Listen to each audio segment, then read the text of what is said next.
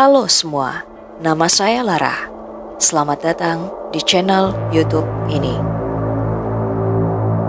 Titel Mujianto, Tragedi Cinta Pasangan Sesama Jenis. Mujianto yang akrab disapa Gentong atau Mentok diperkirakan lahir sekitar tahun 1986. Ia berasal dari desa Jatikapur, Kecamatan Tarokan, Kabupaten Kediri, Jawa Timur. Kedua orang tuanya berasal dari Kecamatan Pagu, Kabupaten Kediri. Mujianto terlahir dari keluarga miskin. Ia lalu diserahkan kepada orang lain saat dirinya sakit, dan kedua orang tua kandungnya tak mampu membiayai serta merawatnya. Jadilah sejak kecil Mujianto hidup bersama orang tua angkatnya, yakni Parni dan Winarti. Mujianto dibesarkan di gubuk kecil dan berdinding tembok yang sederhana. Pekerjaan orang tua angkatnya yang hanya buruh tani membuat Mujianto tumbuh dengan sederhana pula, sama dengan dua kakak angkatnya yang lain. Masa kecilnya terlihat biasa saja. Ia tumbuh seperti anak-anak lain di kampungnya, bermain, bergaul, dan tak menunjukkan gelagat mencurigakan. Namun, ada satu hal yang membedakan. Mujianto sangat menyukai permainan memasak. Selain itu, Mujianto memiliki bakat menyanyi. Setiap kali ada hajatan di kampung, Mujianto tak pernah menolak jika diminta bernyanyi. Ia selalu tampil dengan penuh semangat. Karena keterbatasan ekonomi, setelah menamatkan pendidikan di bangku sekolah menengah pertama, Mujianto tak menyelesaikan pendidikan ke jenjang SMA. Ia terpaksa harus rela putus sekolah. Keterbatasan ekonomi ini juga yang membuat gadis pujaannya memutuskan hubungan mereka. Mujianto yang ingin terlepas dari belenggu kemiskinan lalu memutuskan untuk merantau. Ia merantau ke wilayah Jawa Barat, lalu ke Jakarta sebanyak 2 kali. Di sana, ia bekerja berjualan bakso, menumpang pada usaha milik sesama perantau asal Nganjuk. Selama 3 tahun bekerja, kehidupan layak yang diimpikan Mujianto tak juga menghampirinya. Ia lalu memutuskan pulang ke kampung halamannya pada tahun 2007. Mulai bekerja serabutan di kampung halamannya tersebut demi sesuap nasi. Pada tahun 2009, Mujianto akhirnya mendapatkan pekerjaan tetap yang cukup layak. Ia diterima bekerja sebagai asisten rumah tangga di kediaman Joko, seorang duda yang bekerja sebagai bendahara di salah satu SMP negeri di Kabupaten Nganjuk. Joko yang merasa iba terhadap kondisi Mujianto memberinya tempat tinggal dan pekerjaan. Meski penghasilannya tak seberapa, hanya sekitar Rp200.000 per bulan. Namun, pekerjaan itu membawa perubahan besar dalam hidup Mujianto. Rupanya sejak awal Joko bukan hanya kasihan, tapi juga tertarik secara biologis pada Mujianto. Joko yang sejak awal terpesona pada Mujianto, suatu malam memaksa Mujianto untuk melakukan hubungan badan sesama jenis. Mujianto sempat berada dalam posisi sulit. Ia diancam akan kehilangan pekerjaannya jika menolak permintaan Joko untuk melakukan hubungan intim. Tak hanya itu, Joko juga mengiming-imingi Mujianto dengan hadiah sebuah sepeda motor, serta bonus di luar gaji jika bersedia menuruti keinginan Joko. Terdesak oleh keadaan, Mujianto akhirnya menuruti permintaan tersebut, dan sejak saat itulah kehidupan serta orientasi seksual Mujianto mulai berubah. Ia mulai merasakan ketertarikan terhadap sesama jenis. Hubungan badan ini berlanjut dan berulang setiap harinya. Mujianto dan Joko berkomitmen menjalin hubungan sebagai suami istri, di mana Mujianto berperan sebagai suami dan Joko berperan sebagai istri. Selama di rumah Joko, selain berperan sebagai suami, Mujianto juga bekerja sebagai asisten rumah tangga, mengerjakan semua pekerjaan rumah, mulai dari belanja, memasak, hingga membersihkan rumah. Awalnya hubungan Mujianto dan Joko baik-baik saja. terbukti dari hubungan intens mereka yang tidak diketahui oleh siapapun selama bertahun-tahun. Namun pada tahun 2011, Mujianto mulai dilanda kecurigaan dan cemburu. Ia merasa Joko telah bermain hati dengan pria lain. Rasa kecewa dan sakit hati itu kemudian berkembang menjadi dendam. Mujianto juga khawatir posisinya akan tergeser oleh pria-pria tersebut, yang berarti secara tidak langsung ia akan kehilangan pekerjaan. Dengan diam-diam Mujianto mencuri daftar kontak dari ponsel Joko. Ia menghubungi satu persatu pria yang ia curigai pernah menjalin hubungan dengan Joko. Salah satu dari mereka adalah Ahyani, seorang pria berusia 46 tahun yang bekerja sebagai PNS asal Situbondo, Jawa Timur. Mujianto dan Ahyani lalu menjalin komunikasi yang intens tanpa sepengetahuan Joko, hingga akhirnya pada tanggal 31 Januari tahun 2012, Mujianto mengatur pertemuan dengan Ahyani. Hari itu, Mujianto berangkat dari rumah yang ia tinggali bersama Joko. Ia kemudian menjemput Ahyani yang telah menunggu di pertigaan Jalan Mastrip Nganjuk dengan menggunakan sepeda motor. Dalam perjalanan, Mujianto mengajak Ahyani untuk berhubungan badan di sebuah pematang sawah. Setelah itu, mereka menuju sebuah warung di desa Kedungombo, Kecamatan Tanjung Anom. Di sana, Mujianto memesan segelas teh hangat untuk Ahyani. Dan diam-diam, sebelum teh tersebut disajikan, Mujianto mencampurkan zat berbahaya ke dalam minuman tersebut yang telah disiapkannya dari rumah Joko. Setelah meneguk teh, Ahyani mulai merasa pusing. Mujianto mengajaknya melanjutkan perjalanan.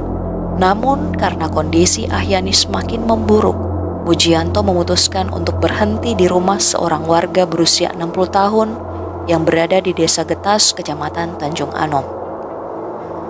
Kepada pemilik rumah, Mujianto mengaku bahwa temannya sedang sakit dan membutuhkan tempat untuk beristirahat sejenak.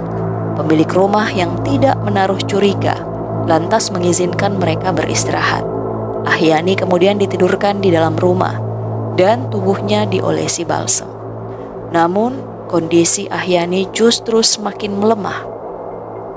Dalam situasi tersebut, Mujianto meminta ponsel dan dompet milik Ahyani dengan alasan agar ketika sadar, barang-barang Ahyani sudah diamankan oleh Mujianto.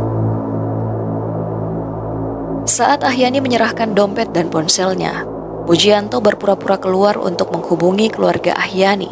Mujianto juga menghidupkan motornya dengan alasan akan membeli obat atau memanggil petugas kesehatan terdekat.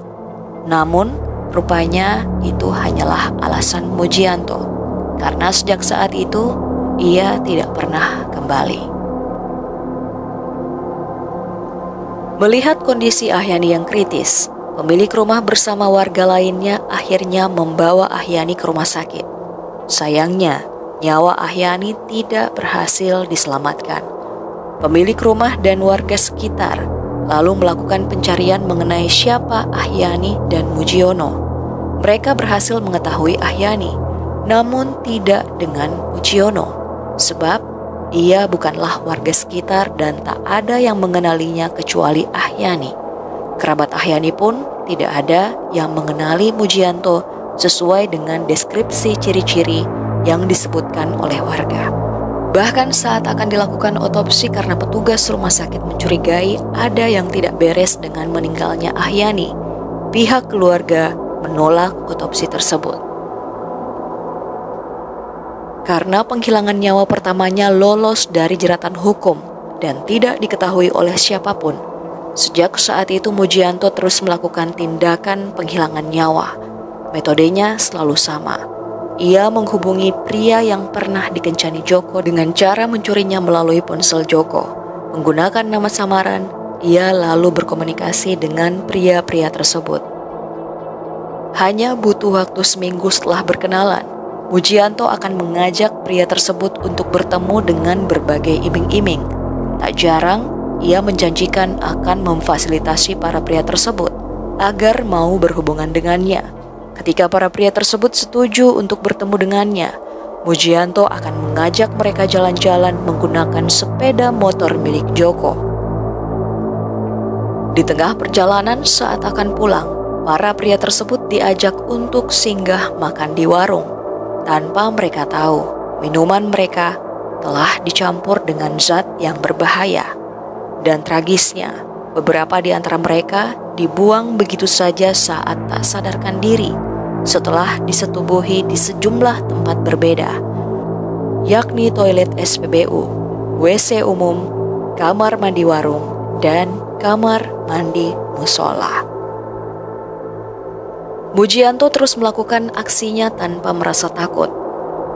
Bahkan ketika penjaga toko tempat ia membeli zat berbahaya curiga dan menanyakan mengapa Mujianto sering membeli zat berbahaya tersebut, dengan penuh keyakinan Mujianto menjawab jika zat berbahaya tersebut digunakan untuk membasmi hama di rumah Joko. Setiap kali melancarkan aksinya, Mujianto selalu menggunakan nama samaran. Ia juga mengambil barang-barang berharga milik para pria tersebut, seperti dompet dan ponsel, untuk menghapus jejak serta menyembunyikan identitas para korbannya. Tindakan ini tentu saja membuat pihak kepolisian mengalami kesulitan dalam mengungkap rangkaian kejahatan yang dilakukan oleh Mujianto, karena tak ada satupun saksi yang mengenal siapa Mujianto. Namun, pada akhirnya, pada tanggal 14 Februari tahun 2012, Mujianto berhasil ditangkap setelah salah satu calon korbannya selamat dan menjadi kunci dari pengungkapan kejahatan yang telah dilakukan oleh Mujianto. Hari itu tanggal 10 Februari tahun 2012, Mujianto mengajak Faiz untuk bertemu. Faiz merupakan pria yang dikenal oleh Mujianto sejak seminggu sebelum pertemuan mereka. Seperti biasa, Mujianto mengajak pertemuan setelah sebelumnya menjanjikan akan membelikan sepeda motor kepada Faiz, juga membantu modal usaha jualan es yang dimiliki oleh Faiz. Agar dapat membeli sepeda motor tersebut, Mujianto lalu mengatakan akan memberinya uang senilai 1 juta rupiah terlebih dahulu sebagai uang muka, asal Faiz mau bertemu dengan Mujianto. Faiz pun sepakat. Ia nekat berangkat dari Pasuruan untuk menemui Mujianto di Nganjuk. Saat dijemput oleh Mujianto di terminal bus Nganjuk, Faiz sempat merasa curiga dan tidak percaya dengan sosok Mujianto yang saat itu mengaku bernama Ferry. Namun, karena iming-iming mendapatkan uang 1 juta rupiah, Faiz mengabaikan kecurigaannya, lalu mengikuti ajakan Mujianto. Di tengah perjalanan, Mujianto mengajak Faiz untuk singgah ke warung dan minum es teh. Pada saat minum es teh, Faiz merasakan minumannya pahit. Mujianto yang terus meminta Faiz menghabiskan minuman tersebut semakin curiga. Ia memilih tidak menghabiskan minumannya. Setelah dari warung tersebut, Mujianto mengajak Faiz melanjutkan perjalanan. Faiz tiba-tiba merasa tubuhnya menjadi lemas dan muntah-muntah. Faiz lalu meminta Mujianto agar menurunkannya di sebuah musola. Mujianto pun menurunkan Faiz di musola dan meninggalkan Faiz yang tak sadarkan diri setelah menitipkannya pada warga yang dijumpainya di musola. Melihat keadaan Faiz yang semakin memburuk, warga lalu meminta warga sekitar untuk membawa Faiz ke rumah sakit. Berkat penanganan cepat oleh tim medis Rumah Sakit Bayangkara, nyawa Faiz berhasil diselamatkan. Pada tanggal 11 Februari, Faiz melapor ke polisi dan memberikan kronologi kejadian serta sketsa wajah Mujianto yang dikenalnya sebagai Ferry. Faiz juga mengingat nomor polisi kendaraan Ferry, yakni AG 2001. Berdasarkan informasi ini, polisi lalu melakukan pencocokan data dan akhirnya mengidentifikasi Mujianto yang juga menggunakan nama samaran yakni Ferry atau Basori.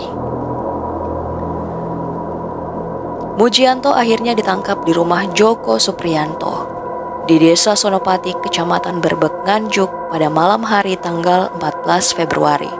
Dari penangkapan tersebut, polisi menyita sejumlah barang bukti berupa 5 ponsel, 3 kartu ponsel, 1 unit sepeda motor Honda Supra 125 cc, helm, zat berbahaya yang digunakan kepada korbannya, 6 keping CD video tak senonoh pasangan sesama jenis beserta pakaiannya. Kepada polisi, Mujianto mengaku bahwa ia tidak berniat menghilangkan nyawa Faiz. Ia hanya ingin membius Faiz menggunakan zat berbahaya, mengambil barang-barang berharga seperti handphone dan uang, lalu menitipkan Faiz di rumah penduduk.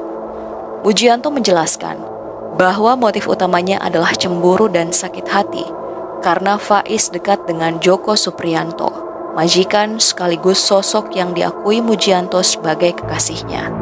Dari rasa cemburu itulah, Mujianto mencari nama dan nomor telepon Faiz yang pernah hadir dalam kehidupan Joko, yang didapatkannya melalui kontak HP dan buku agenda milik Joko. Sementara Faiz sendiri membantah pernah menjalin hubungan dengan Joko. Faiz mengatakan, jika perkenalannya dengan Joko hanya sekedar kenal saja, tanpa pernah terlibat hubungan asmara atau hubungan badan. Setelah ditangkap, Mujianto mengungkapkan bahwa Faiz bukanlah satu-satunya korban. Ada lebih dari 20 orang yang menjadi korban, dan sedikitnya 6 orang meninggal dunia. Dari pengembangan kasus, polisi menemukan bahwa praktik Mujianto ini berlangsung cukup lama dan tersebar di berbagai wilayah, seperti Ponorogo, Kediri, Madiun, hingga Surabaya. Polisi juga menggali beberapa makam misterius yang diduga sebagai korban Mujianto. Sepanjang tahun 2011, tercatat 10 orang laki-laki menjadi korban, dengan 1 diantaranya meninggal dunia. Polisi menyatakan bahwa kasus Mujianto menjadi prioritas utama karena korban terus berjatuhan dan kejahatan dilakukan secara sistematis. Polisi juga menduga korban Mujianto lebih dari 23, namun malu untuk mengaku sebagai korban. Mujianto mengaku melakukan tindakan kejahatan penghilangan nyawa atas inisiatifnya sendiri, meski di saat yang bersamaan ia juga mengklaim jika Joko mengetahui sebagian aktivitasnya. Namun, Joko menyangkal keterlibatan dan menyatakan bahwa ia tidak pernah memerintahkan Mujianto untuk melakukan kejahatan, apalagi mengetahui aktivitas Mujianto. Tim psikiater dari Rumah Sakit Jiwa Menur Surabaya dilibatkan dalam menilai kondisi mental Mujianto. Hasil penilaian menyatakan bahwa Mujianto dalam kondisi kejiwaan yang sehat secara medis. Ia dinilai sadar penuh saat melakukan perbuatan dan mampu membedakan antara benar dan salah, serta memiliki motif dan tujuan spesifik dalam melakukan penghilangan nyawa tersebut. Karena dinyatakan tidak mengalami gangguan jiwa berat, maka Mujianto dapat dimintai pertanggungjawaban pidana sepenuhnya. Pada tanggal 13 November tahun 2012, Pengadilan Negeri Nganjuk menjatuhkan vonis 9 tahun penjara kepada Mujianto atas penghilangan nyawa berantai yang dilakukannya. Vonis ini lebih berat dari tuntutan jaksa sebelumnya, yaitu 8 tahun penjara. Mujianto menerima vonis tersebut dan mengaku menyesali perbuatannya yang mengakibatkan 5 nyawa melayang. Selama menjalani masa hukuman, Mujianto mendapatkan remisi hari kemerdekaan dan resmi dibebaskan pada tanggal 17 Agustus tahun 2018. Dengan demikian, ia hanya menghabiskan hukuman selama 6 tahun di balik jeruji besi. Dan kini, Mujianto telah bebas dan berada di tengah masyarakat. Mungkin saja, ia lebih dekat dari yang kita bayangkan.